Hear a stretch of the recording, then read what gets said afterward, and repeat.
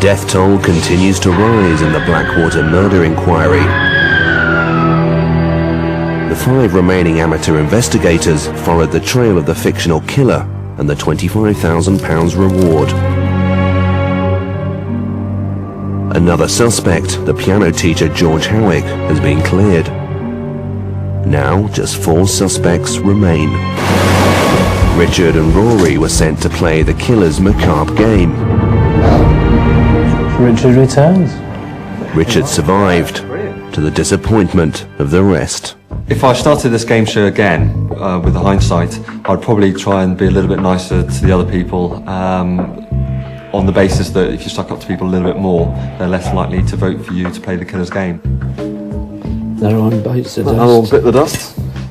Best man hopefully won. My best tactic now would just be to get rid of Richard. I think he's the only threat. Out of the 4 of us that remain now, I know that 2 of us have got to play the killer's game, and I expect, not hope, I actually expect one of them to be Richard, simply because the ill feeling in the house that he created last week is going to be repeated this time. I suppose in one thing they might be dejected because they know that one of the stronger players has come back to haunt them and continue competing against them in this game. The morning briefing is about to begin, and the investigators consider the evidence. The killer gave them a necklace that the victim, Catherine Pryor, was wearing when she was murdered. Catherine's sister, Goldie Pryor, was kidnapped, and the necklace demanded as ransom. Goldie! Are you okay? Just do what they want. The mystery kidnapper escaped with the necklace, valued at a mere £6,000, but rumoured to be a priceless family heirloom. Oh, Christ. The investigators now know that the dead infant they found was the love child of Charles Wilmington and servant girl Dorothy. Suspect Trevor Doby's mother.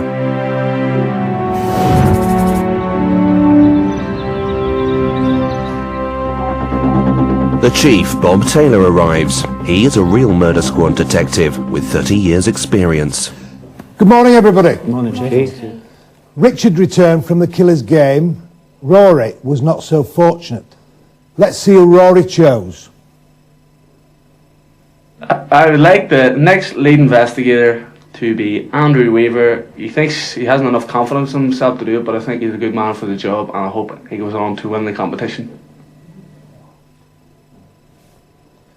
Andrew? When Rory didn't come back, I'm really pleased that he picked Andrew. I think Andrew's got a lot of nice, sensitive skills, as well as a very clear focus on what we're trying to find out. He's not a leader and it never will be, but there again, he never pretends to be. The worst thing that Rory could have done was to pick, I don't know, somebody like Richard, because we don't need another domineering lead investigator. I think it'll be interesting at the case conference tonight, because he won't be very good at leading it, but there again, those of us that are remaining will help him through. Right. Only 4 suspects remain. Goldie, Jay, Jennifer and Trevor. They all have a motive. Let's talk about the killer clue that Richard brought back from the killer's game. What is it? Wilmington necklace. Looks like a jeweller's drawing of the jewel he was about to make. This is the original design drawing of the necklace. What does it tell you? The necklace which Catherine was wearing at the time of her death was part of the Wilmington necklace, and that hanging off the bottom of it is a big pendant with 2 peacocks and a large diamond in the middle. And the necklace part which we had hold of is only worth £6,000. So the majority of the value is in that bottom part of the necklace. Whoever took Goldie hostage now has the top part, which is what we've seen already, and the bottom part is still missing, or someone has it, to put the necklace together, which is worth the $2 million. Do you think Catherine was wearing the complete necklace on the day that she was murdered? In the video, the bottom part of the necklace was hidden because it was just down the inside of her t-shirt, so we couldn't see whether there was that part on there or not. What we can't rule out is the fact that Catherine may have been wearing the complete necklace on the day she was murdered. Would you agree? Yeah. Yes, Chief. Let's move on to the other recent major development. Goldie's kidnap.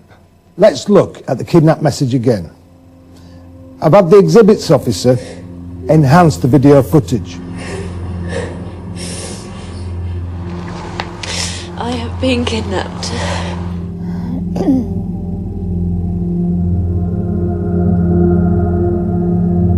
It looks like there's books in the background or shelves.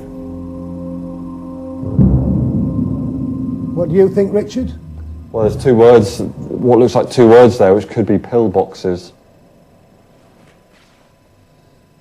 Let's have a look at the sound enhanced tape. Come alone. Tonight, 6 o'clock. Or I will die. Somebody, please. Somebody help me. It's inside a house. There was some chiming going on in the background, like a clock of some sort. It was like a grandfather clock Yeah, it chiming, was, wasn't it? yeah. Quite loud. Yeah. Where have we seen a grandfather clock? Is there one at Creeksea? There's one somewhere else as well. There's one in the antique shop. Jennifer Wilmington's antique shop. If it is the antique shop, then as Mel just said, you would collect certain items together, and if you've got lots of pillboxes, you'd put them all in the cardboard box that has pillboxes written on it. Right. Go confront Jennifer with the evidence that Goldie was kept in the antique shop. What does she know about the kidnapping? Right, let's talk about Trevor's mother, Dorothy. We discovered from Felicity Wilmington that Dorothy was the mother of the baby that was found dead at Creeksea, and that Felicity killed it.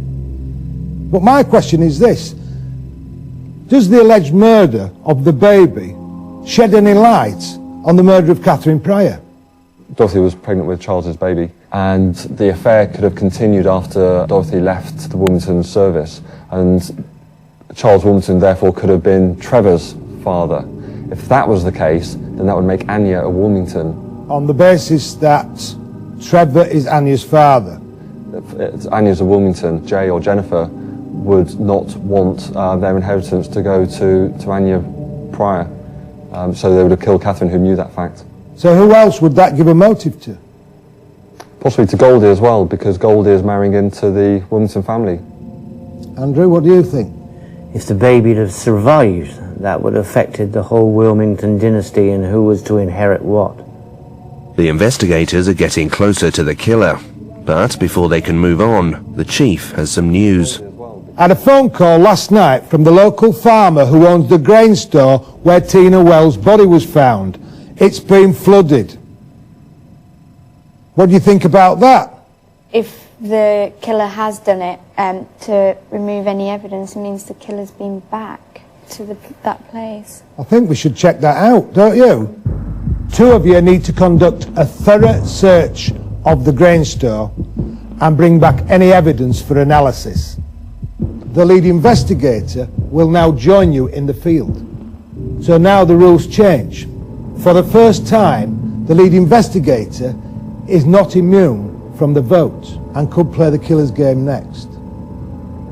You have to decide which investigator you want to work with. I'll work with Richard, Chief. Richard is the least popular investigator, but he has passed more lines of inquiry than anyone else, and he's a shrewd choice of teammate. So, Nick and Mel are Team 1. They must confront Jennifer about the kidnapping of Goldie Pryor. Andrew and Richard are Team 2. They will search the flooded grain store. Remember, suspect everyone. Trust no one. London Hall Farm, please, and don't spare the horses. Hey.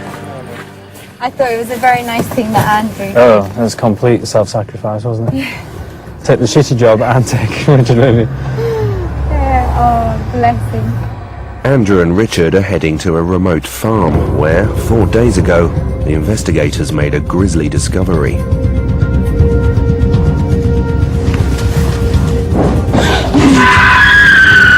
Andrew, what's that? Suspect Tina Wells was butchered and her bloody corpse thrown into a grain bin. There you go. This time, Richard and Andrew won't find blood. Instead, they are faced with 10,000 gallons of cold, dirty water. Right. Nice. How deep is that, Farmer? Well, it's just over knee depth. Just need it. Is there any way that we could drain this at all? No. Not at all. No, Okay. not in the short term. Where am I going to be in these? Jesus. Well, at least it'll keep your head dry as well. It was a girl's pair anyway.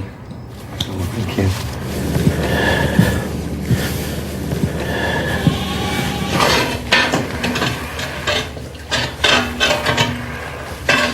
See you found something. What is that? Anything? Anything? You touched some, huh?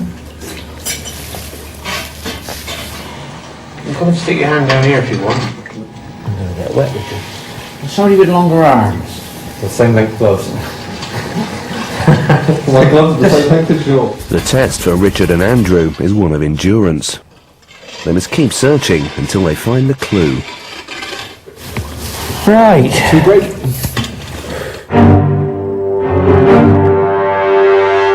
Nick and Mel are on their way to meet Jennifer Wilmington. They must confront her with the evidence that Goldie Pryor was held hostage at her antique shop. Ready for this one? Oh, what? Are we here already? Right. Oh, you're kidding me. Oh, I didn't know that. Jennifer with the evidence. So confront Jennifer with the evidence that Goldie was held at her shop. How are you today? Who, apart from yourself, has access to your shop, to here, the antique shop? To here? Yeah. Let me think. Well, just me. Oh, Trevor. Trevor does. Now, sometimes Jay locks up for me. Could I just ask you, sorry, has Jay spoken to you over the last couple of days about anything involving Goldie? Have you seen Jay or Goldie in the last few days? No. No contact with them at all? No. Okay. Nick and Mel haven't confronted Jennifer, but they do ask to have a good look around the shop. No one's been in here, or I haven't been in here for at least a couple of days.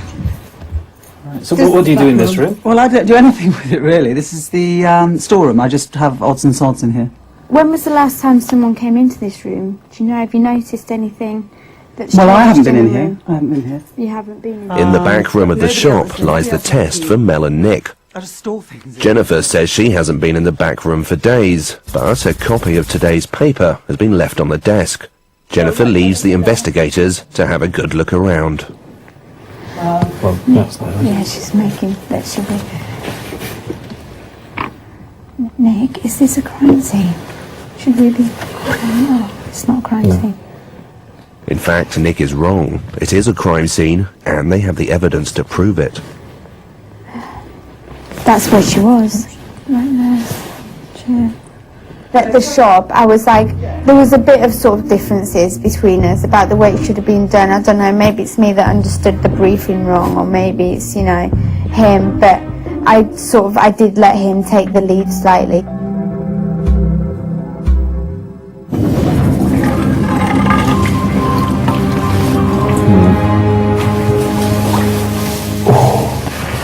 It's not so deep up here. It was Mr. Purple with a lead pipe. From the Conservative.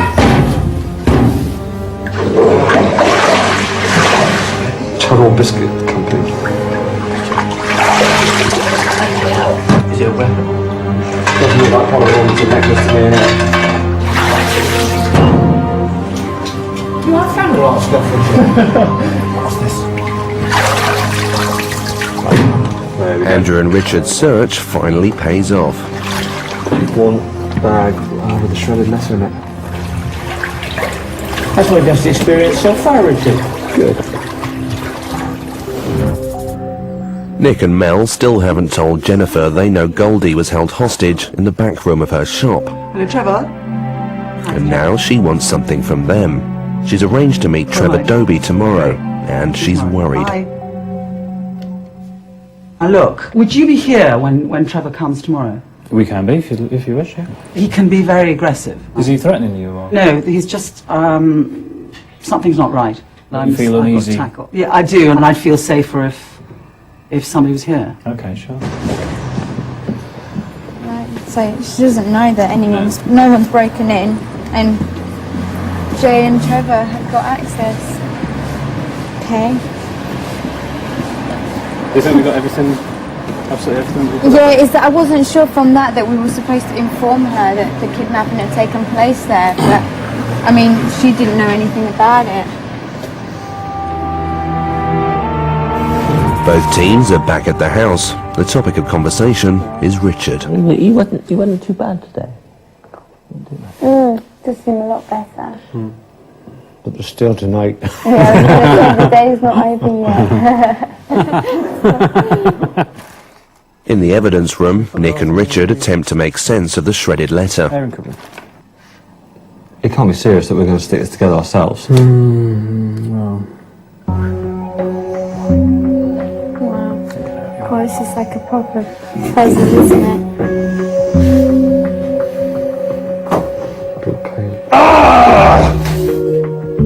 It's slow, frustrating work, Yep. Bastard. and when the going gets tough, Andrew leaves it to the others.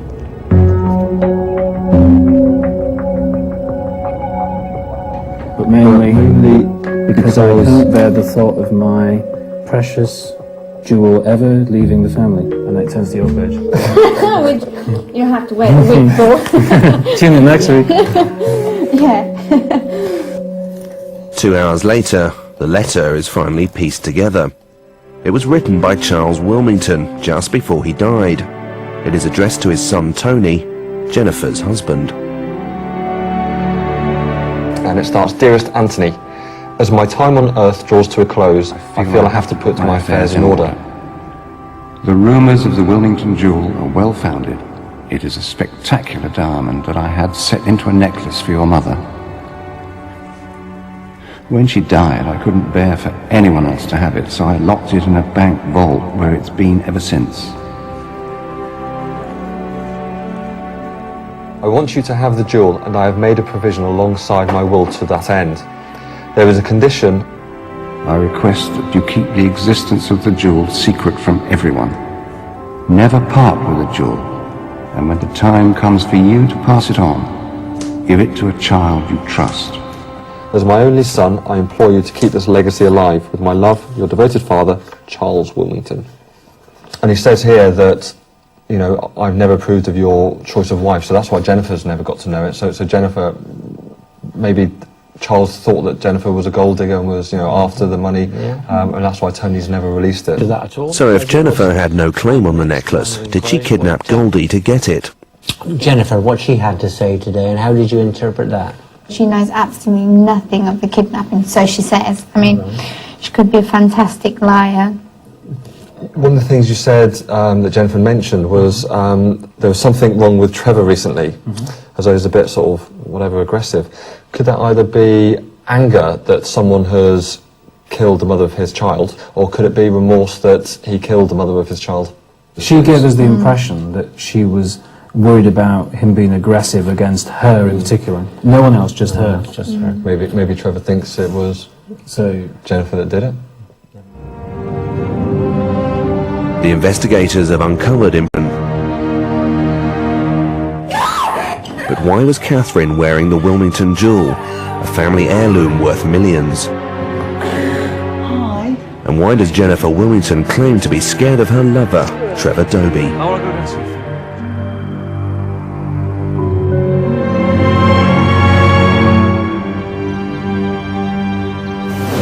Good morning, everyone. Good morning, Chief. What did we find out yesterday? Team 1. You went to see Jennifer to confront her with the evidence that Goldie had been held captive in a shop. Did you confront her? We thought that if we confronted her, she might not reveal a lot of other information that we still needed. So you're telling me you did not confront Jennifer with the evidence that Goldie was held captive in the shop? Did you find the back room? The grandfather clock? That's there. Were you satisfied that Goldie was held captive in the back of that shop? Absolutely, yeah. Imagine. Put yourself in Jennifer's position, working in the shop. There's a kidnap victim in the back room. Do you think you might not notice that? Help! No? So why didn't you confront her? She started telling us some new information that she's in fear of Trevor Doby. And so we started asking her why, and then she's arranged to meet him today. and was asking for our protection. So we thought, we now know who had access to the shop, and that the new line of inquiry seemed more important as a... What was your line of inquiry, Mel? To confront Jennifer Wilmington. And did you do that? No, we didn't. No. The killer's not going to give themselves up to you. Jennifer is one of these 4 suspects. There's only 4 left, and she's one of them. She might have buckled at the knees, confessed to the kidnapping and the murder. I'll tell you what, if I ever get locked up, I'd like you two to come and interview me. It'd be like a walk in the park. You've got to go for the jugular. It's a murder inquiry. Okay. Do you understand? Yes, Chief. What have you got to say? Sorry, Chief. Sorry, Chief. Team 2, let's talk about your line of inquiry yesterday. Richard found a package containing a shredded message, and my 3 colleagues here did an excellent job on actually putting it back together, Chief. I thought they did marvellously well. Were you delegating there, Andrew? I was team leader there, Chief. I thought I'd better stand down from that one. You didn't want to lead from the front on that one? Not on that one, Chief. All right. You did very well. Proud of you. Seem to have got something right. Ooh, first bit of decent detective work. But don't let it go to your head. Got to celebrate when you can. There's always another day to make mistakes. What does it tell you? It tells us that the diamond exists, it is in a bank vault, and that Tony has always known about the existence and the whereabouts of the Wilmington necklace. It tells you something else. It also tells you who Charles didn't want to have the necklace. Jennifer. Jennifer. Might there be a motive for Jennifer? Does she actually know it exists? Because Charles had told Tony in the letter not to tell anyone, even his wife. It's a good point, Andrew. Good point. If she doesn't know it exists, it can't be a motive, but we don't know that. The killer seems to be leading us towards the necklace. Don't you think? The killer sent the necklace to us in the first place. Where's the diamond now? I don't know, but Tony Wilmington may well know the answer to that. He might. And we're going to have to follow that up. So, Team 1, your line of inquiry today, want you to keep an eye on Jennifer. Tell her you want to set up hidden cameras in the shop. We know Trevor is visiting her today. Let's see if he reveals himself as Goldie's kidnapper or even the murderer. Team 2, you need to follow up the letter you discovered yesterday. Interview Tony Wilmington. Find out what he knows about the necklace and why was Catherine wearing it. Is that clear? Yes, Chief. You are getting near to the end of this case. You do not want to fail and be eliminated by the killer at this stage.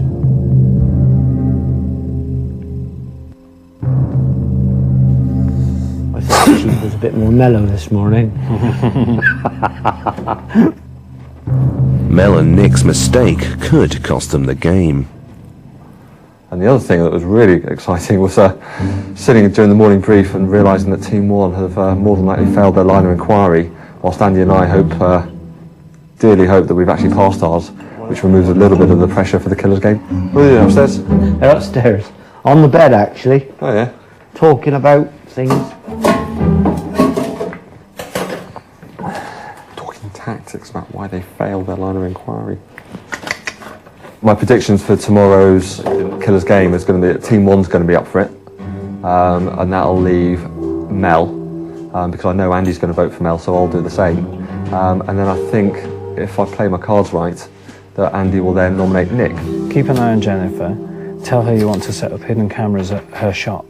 I do think that it would have been a very noble thing for Nick to sort of stand up in front of the whole group and say, you know, my mistake. Mel did say that we should have told her about the kidnap, you know. He got it wrong, and it's like, you know, if only he'd listened to me, we could have got it right. The killer's game tonight, the 2 people who I would like to participate in that would be Richard and Nick.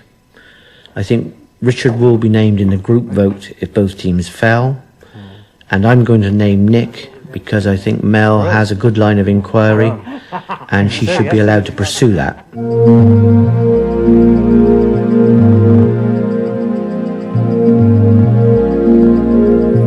Mel and Nick are on their way to watch over Jennifer Wilmington. She is due to meet Trevor Doby at noon. They must quickly rig the shop with hidden cameras. We're going to set up 3 cameras to observe what's going on when Trevor arrives. How long do we have? I don't know, not long. Okay. Okay. Do you know how this one works?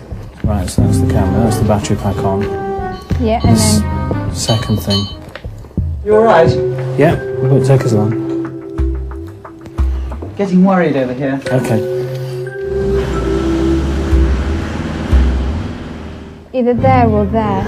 Going from that corner or that corner, or on top of this counter here. Oh, mind that plate. Yeah. Well, that one's going there. Well, he's going to see that, isn't he?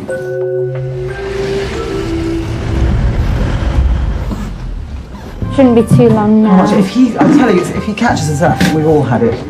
Just in time, the cameras are in place and the investigators hide away in their surveillance van.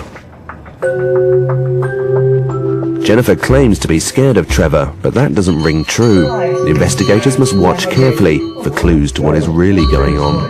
Oh, it's been okay. Yeah? Yeah, it's fine. Have you got these? Yeah. Listen, yes, those investigators came around. They wanted to know who'd been in that back room.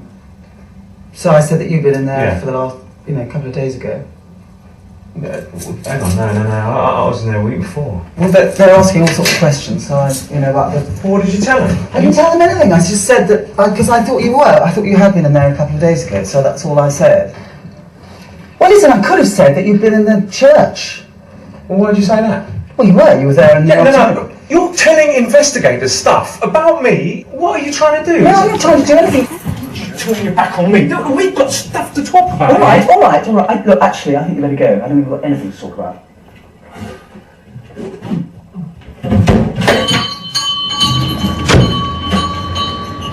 See? The man's a lunatic.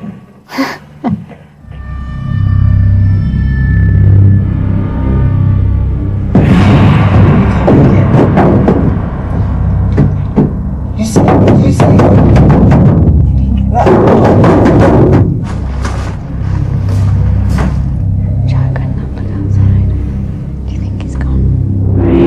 It's the killer and another 2 Polaroids with the locations for the next killer's game. The bottling plant and the boathouse. 2 investigators will search the locations for a clue. One of them will come face to face with the killer.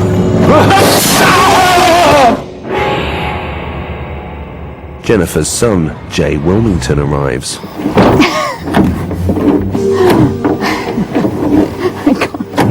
Can't get out the door.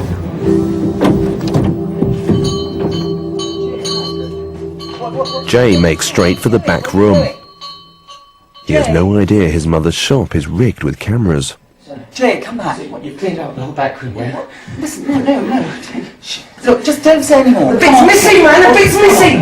What are we going to do, darling? You said you'll be okay. No, I'm okay. I need to talk. We'll talk in 10 minutes.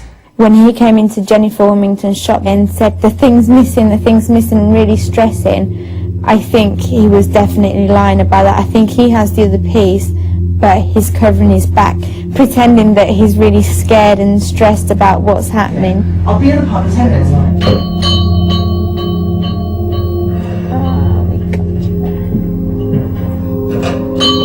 Seconds later, Jennifer Wilmington was at our van. We couldn't get out. We'd been locked in by the killer. And she helped us out and confessed to, doing the kidnapping. Look, here's what happened. I knew about the kidnapping. Jay was involved. Before you go any further, before you tell us anything, we have to caution you to let you know that anything you say will be taken down and could be used in evidence against you. Okay. Why do you want it? Because it's worth millions. Who wouldn't? Yeah. But that doesn't make me a murderer. I've already told you, I did give Catherine a lift to the church the day she was killed. And we did have a row, but it wasn't about the music, it was about the jewels. This is none of your business. Of course it's my business. It's a Wilmington jewel. What are you talking about? She was wearing the necklace. I mean, I saw her. Was it the full necklace with the whole thing, yeah. the big pendant? on? Yeah. How did Catherine get hold of that necklace? That's what I don't know. I don't know. She wouldn't tell me. You'd never seen it on her before? No, I'd never seen it. So I you couldn't believe it when I saw it. See, then you told Jay that you'd seen it? Yeah. Yes, darling, it's me. Look, I've just dropped Catherine at the church, and she's wearing the necklace. Where was Jay that morning? Because originally you gave Jay an alibi by saying he was at Creeksea. Yes, I think he was. So where was he? He was there. So then I went to the solicitor. What were you seeing him about? I wanted to find out about the necklace, you know, how I stood. He wouldn't tell me anything. He said it was all in Tony's will. What time was your appointment then? I didn't have an appointment, I just went to see him. Nick and Mel will have to follow up on Jennifer's new story. I don't say for now. We're going to be speaking to you again though. Oh, fantastic. Excellent. Spot on. Yeah. Oh, so they were all in on the kidnapping. I feel now as though we can't fail because yesterday's mistake turned in part of today's story, didn't it? Yeah. So we now know.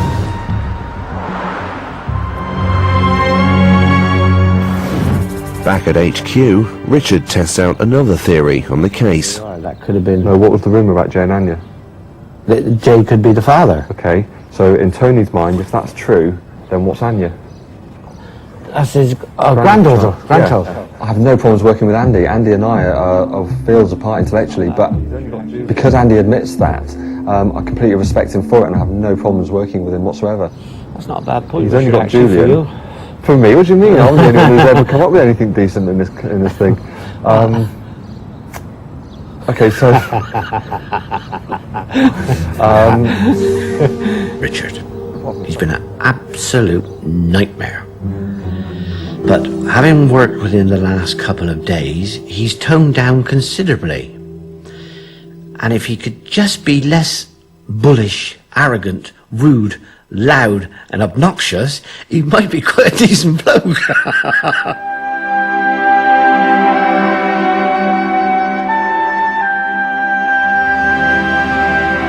Andrew and Richard are on their way to Creeksea to talk to Tony Wilmington.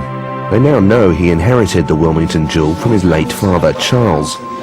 Tony seems to be expecting them. Oh no, I think it's those people again. Please, let me. We've had come into our possession a letter. And it's a letter addressed to yourself from your father. And it was about the Wilmington necklace. As you will know from my father's letter, I have had it in safekeeping to pass on to the child of my choice, in my father's words. I'm aware that people may think I'm not of sound mind, so I've been very careful with any of my dealings lately, recording any conversations I have with people's permission. And I have a recording here with you. Thank you. I want to show you something. You know what this is? Oh, what is it? The Wilmington jewel. Oh, yes. In the portrait, the necklace in the portrait. My father gave it to my mother, and I'm giving it to you. This is a family heirloom. Surely Jay or Jennifer should have it. There's a very good reason why I want you to have it. Catherine, I knew your mother. I know you're my father. My mother told me just before she left. She made me swear I wouldn't tell anyone. Does anyone else know? No. I want you to have the necklace. I can't take this. It wouldn't be good for Anya and I.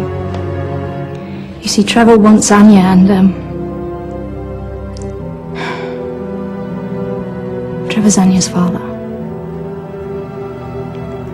It wouldn't be good for us to have it. I promise you. Trevor will never have any claim on this necklace. I'll make a provision in my will. So Tony is Catherine's father. That makes her a Wilmington, a secret she didn't want Trevor Dobie, her daughter's father, to ever know. The revelation on the tape could turn the case. It is vital that Andrew and Richard find out if anyone else knew about the tape, and if Tony had made any copies. Could we take that away with us, please? Should be very kind. Yes, of course. Tony, when was that conversation with Catherine? It was about 4 or 5 days before her death. And did she have the necklace complete? Yes, complete with the Wilmington jewel. I gave her the necklace and also was arranging to give her £20,000 so that she could make a fresh start away from here. Where did you keep the Wilmington jewel? It's been in a safe deposit box for many years. Is Catherine the only person who knows of its existence? Absolutely. Absolutely. I think we did exceptionally well with the questions. I mean, if you got look the at tape, which was the important yeah. thing. And also, he's admitted he's Catherine's father. Yeah, and Catherine knew this all along. Yeah. That's one thing we've never thought, was that Catherine could have been Tony's daughter. None of us have ever thought that. I think that Jay committed the murder, and I think he did this because he rightfully saw the necklace as being his, and he was trying to get that necklace off Catherine before she departed the country. I think he's been lying to us about not knowing he was Anya's father. And Tony Wilmington is Catherine's father. Ah, I suppose no one knows that, do they? Because no one knew how Catherine got the necklace. He's not telling us some really valuable information. Like today, he hasn't even really told us much about what happened today. He went straight into the kitchen and started eating. I thought he was probably a bit gutted that me and Nick found out. So that's what changed her life forever, the fact that she just found out. And he gave her 20 grand. I think Jay did it. I think he knows. Their brother and sister have been having sex with each other. No, I don't think they have. Because she's always known. Catherine has known a long time. She would have prevented Jay from having sex with her, wouldn't she? Why can't they bring us and tell us this information? They're so selfish. I'd like to think I've been a bit better in this investigation than Andrew and Nick, so maybe he does see me as a threat. I hope he does, because I am. I'm better. Nick and Mel have followed Jennifer's new alibi to the Wilmington family solicitors. She claims to have been at his office at midday, close to the time of murder.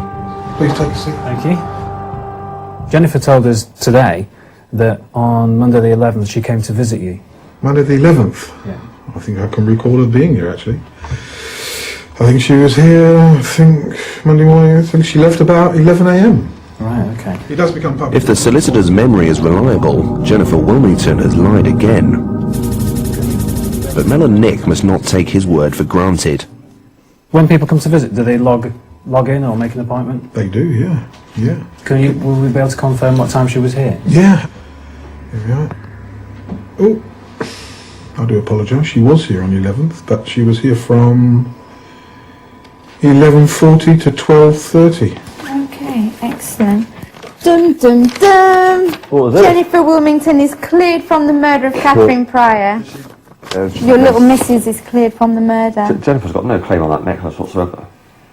It was owned by her husband. His theorising over who killed Catherine Pryor is driving me nuts. He just goes into it in too much detail and winds the rest of the group up with his incessant questioning.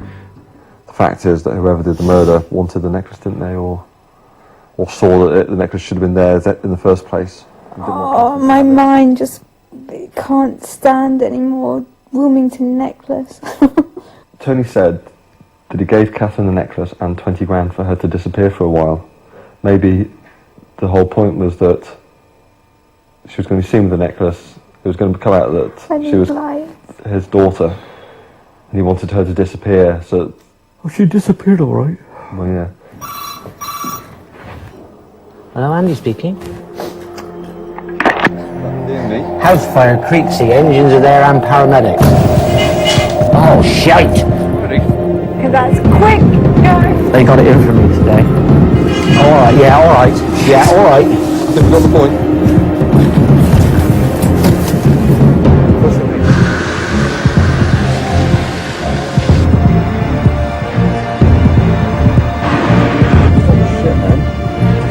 The house is on fire. Huh? Is there anyone in the ambulance at all? I can't give you any information at all, I'm afraid. Okay, no problem.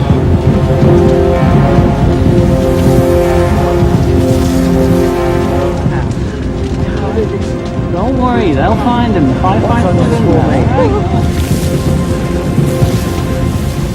You don't have any suspicions whether it's arson or accident? I can't make any investigation start at this moment in time until we get inside, really. Have you gained any? Hi. Trevor? Hi, Trevor? Trevor, can you hear me?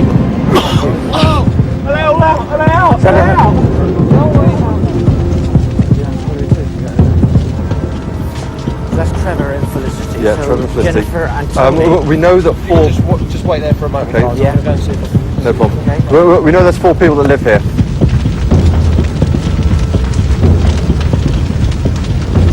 While Richard and Andrew wait for their chance to enter Creeksea Place, the others are plotting. Nick is passing notes to Mel about his voting strategy. That's exactly what I was going to say, definitely. At the end of the day, we don't know how it's going to work out because we don't know who Andrew's going to vote for tonight, but we are hoping he's going to vote for Richard, and then me and Nick will probably work together and vote Andrew out. It would work out like that, wouldn't it? 2 hours later, the blaze is under control, and Richard and Andrew enter the smouldering ruins of Creeksea.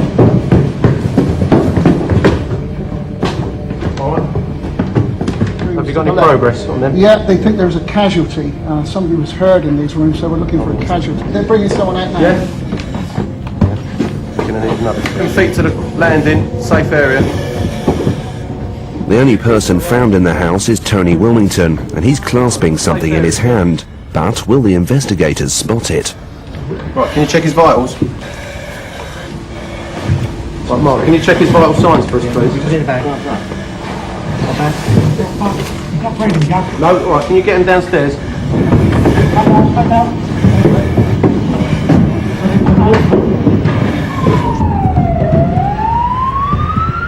I've got a letter. It's from Catherine. Dear Jay, now you've heard the tape, you know what I've known for years.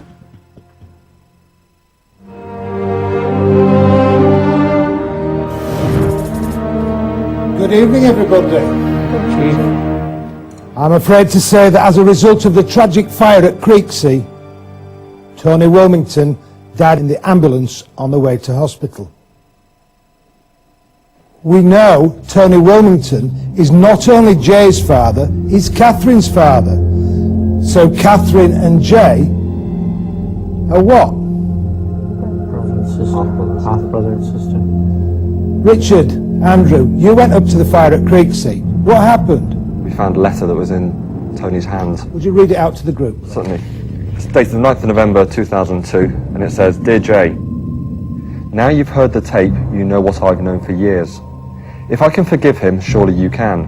Please don't take this out on him or me.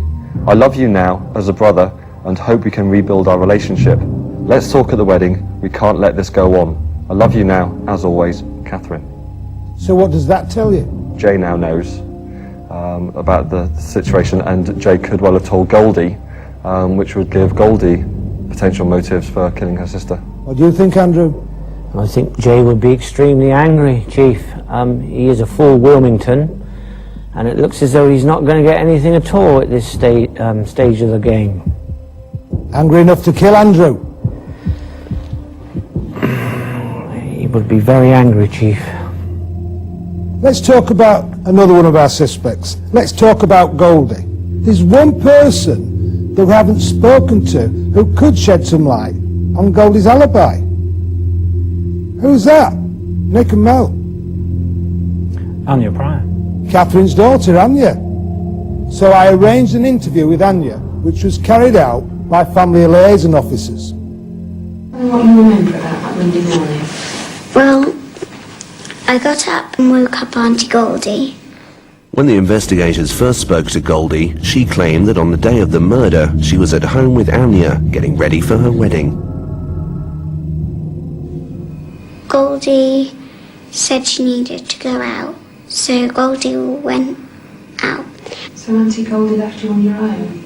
Yeah, Was she out for long? about half an hour. And then she came back before Grandad. And then Grandad came back about 5 minutes afterwards. What do you think about that? You know that Frank Pryor was at the petrol station at about 11:40, 11:50 and got back at about 12:20, 12:30. So if Goldie was out for half an hour, got back 5 minutes before Frank did, that means that she would have left the house somewhere around 11:45-ish. How far is it from the church? Not far, 10-minute drive. 10-minute drive. Does that give Goldie an opportunity? Definitely.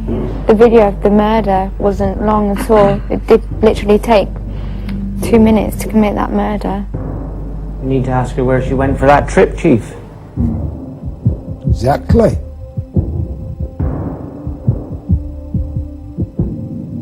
It's time for the chief to pass or fail them on their lines of inquiry.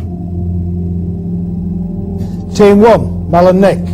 You carried out the surveillance on Jennifer's antique shop. What did you learn from watching Trevor when he arrived? She says, I told the investigators that you'd been in here a couple of days ago, almost as if she was trying to frame him. Was there some indication that Trevor may have been closer to the church than he'd admitted? There was. Jennifer just suddenly decided to confess that she had no part in the murder. So you went to check Jennifer's Tell us the alibi? truth. So we did. Yeah. And it does work out. She was visiting her solicitor at the time period that she said. Jennifer is cleared. That was good work. But Mel, Nick,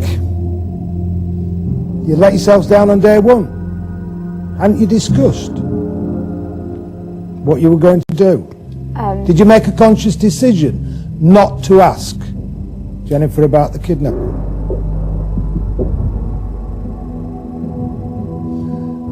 There was a vital clue in that back room. You missed it. It would have told you that Jennifer was lying to you. You didn't follow your line of inquiry. You learnt nothing. I mean, I just have to wonder. I send you out on lines of inquiry, you don't do it. If I sent you out for a loaf of bread, what would you come back with? A chalk ice? Well, that'd look good under the grill with a piece of cheese on it, wouldn't it? So I have no choice. I am failing you on your lines of inquiry. Mel and Nick are both up for the group vote. Team 2, Andrew and Richard. On day 1, you went over to the flooded grain store. What did you find? A shredded document that had come from the Wilmington house. You went to talk to Tony Wilmington about that letter. What did he reveal? Tony revealed that he's had a conversation with Catherine. He had a tape recording of the discussion, and he played us the tape recording, and we subsequently took the copy of the recording off him. That tape was vitally important in this investigation. The things that were on that tape were dynamite. Anyone that knew what was on that tape would be at the top of our list as a suspect. So what did you ask him about the tape? Shall we take a look? Was that conversation with Catherine?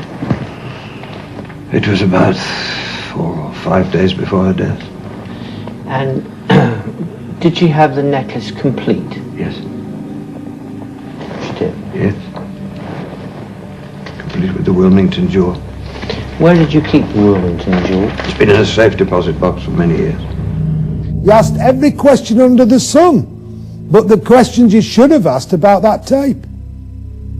Who else knew about the tape? Who else had access to the tape? Who could have played it? And how many copies there were? I'm afraid your questioning was not up to scratch.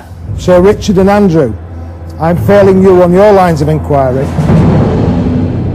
Andrew and Richard are also up for the vote. With only 4 investigators left, they all get to vote in the group decision, and for the first time, the lead investigator can be voted for. This evening I'm going to vote for Melanie.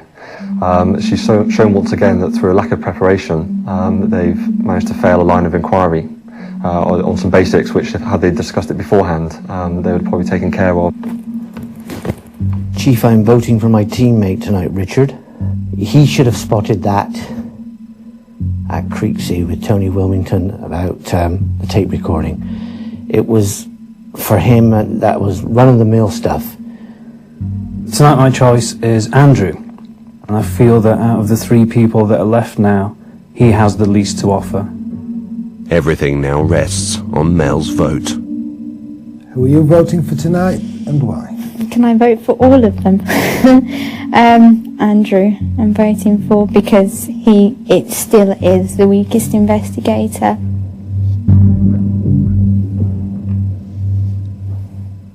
The first person to play the killer's game tonight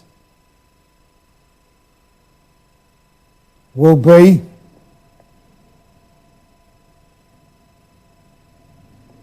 Andrew.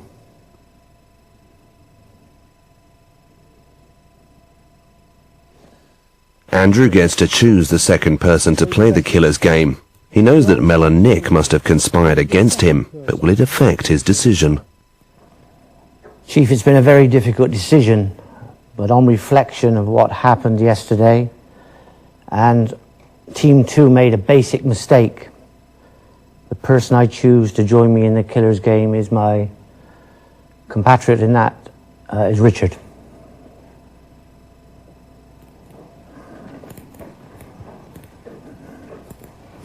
So, Andrew and Richard have been chosen. The 2 locations for the killer's game are in sealed blank envelopes. At one location will be a vital clue, at the other, the killer. The lethal location is predetermined and locked away in a safe. The chief has no idea where the killer will be waiting. Boathouse, Chief. The bottling plant. Good luck. I think you are going to need it. I was surprised. We didn't actually, the 3 of us, sort of say we're going to vote for Richard, but the general, vibes we were getting from one another that we were going to vote for Richard. That was not the case, and friends downstairs, who I can understand why they did it, they voted for me. But I wouldn't have voted for them if the roles had been reversed. Wow. That means we're here at the end, doesn't it? Yeah, well done, Nick. Well done you as well. God, I never thought I'd get to the final stage. I know that much. I'm going to have to unpack my bag now. Very noble thing that Andrew did. Yeah, I know. Definitely. Just one question, if you don't mind me asking, why? Yeah.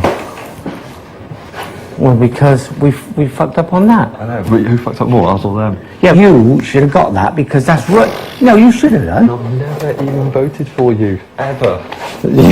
Ever. That's because I'm the weakest link. No, you're not. Thanks anyway. No, I think you've done a really good job. I'm really chuffed. I think you're one of the best people that's been here because you've actually not tried to pretend to be Richard, you're making me feel shit now. Shut up. No, don't worry about that. No, but actually, you're one of the people who's actually done this properly, and you've turned around and said, well, you've done what you can. Done what I can, Richard. That's true. Hey, I think you've done good. I shan't see you then. I'm sure you will. Good luck. Take care, Andrew. All the best. Good luck. Good luck, Andrew. The 2 investigators travel separately and alone. Both are hoping to find the clue, but one will come face to face with the killer and be eliminated from the game.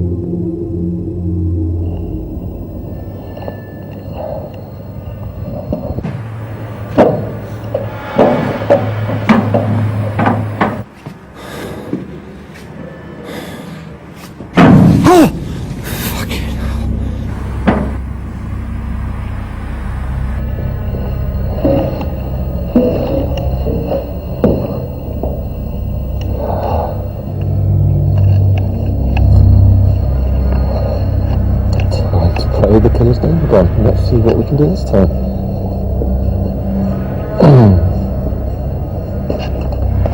Very straightforward so far. To Lights start falling over and machines start whirring. Or the door bangs shut.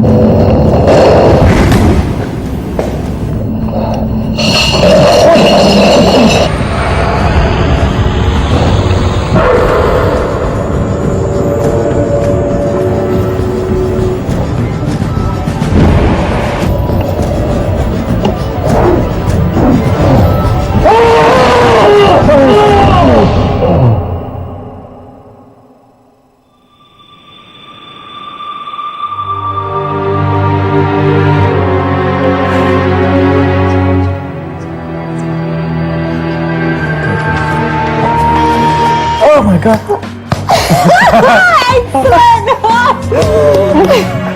This boomerang. I'm just amazed I'm here. I really didn't think I'd be here, and neither did anyone else within the group. Andrew has beaten the odds again and survived the killer's game an incredible 6 times. Just calm down, you have to tell us. Yeah.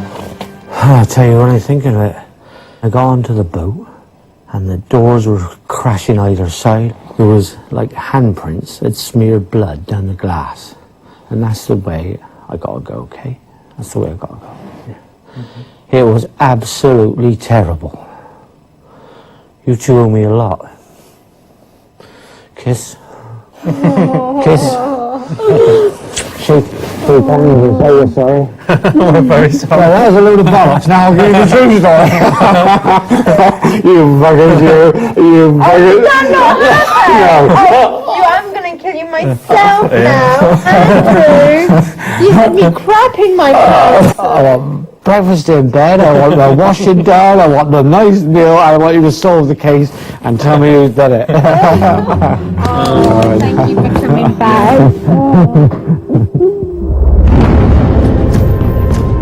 Next week on The Murder Game, the investigators draw closer to the killer, and the killer ups the stakes. This pit have been broken into by the killer. But will it be Mel, Nick, or Andrew who finally solves the case? For more on the investigators, turn to BBC 3 Now for Inside HQ. Digital viewers press red now to see the clue Andrew brought back and see if you can solve the case.